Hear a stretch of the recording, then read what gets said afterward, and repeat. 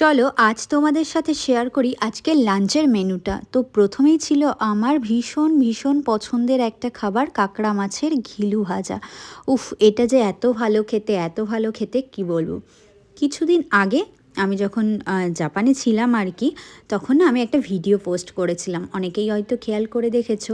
আর ওখানে আমি বলেছিলাম আমি কাঁকড়া মাছের ঘিলু দিয়ে ভাত মেখে খেতে ভীষণ পছন্দ করি। আর তার জন্যই আমাদের জন্য স্পেশালি বানানো হয়েছিল কাঁকড়া মাছের কারি আর এই ঘিলু ভাজাটা, আর সাথে ছিল পালং শাক চচ্চড়ি, যেটা ওই শীতকালীন সব সবজি দিয়ে বানানো হয়েছিল। এটাও না অসাধারণ খেতে ছিল। যেহেতু সব খাবারগুলোই আমার ভীষণ পছন্দের ছিল, তাই আমি খাওয়াতে এতটাই ব্যস্ত হয়ে গেছিলাম যে একটা মাত্র ক্লিপস নিয়েছিলাম, পরবর্তী ক্লিপসগুলো নিতেই ভুলে গেছিলাম। পরে যখন খাওয়া শেষে উঠে দেখি যে আমি একটাই ক্লিপস নিয়েছি, তখন মনে হলো যা বাবা, আমি তো খেতেই ব্যস্ত হয়ে গেছিলাম, একটা ক্লিপস ছাড়া তো নিইনি। তারপর আমি তোমাদের সাথে শেয়ার করে দিলাম তেলকই, আর এই তেলকইটাও কিন্তু খুব ভালো হয়েছিল। আর এই যে হলো কাঁকড়া মাছের কারি, উফ, এটাও অসাধারণ হয়েছিল। দেশীয় খাবারের স্বাদই আলাদা।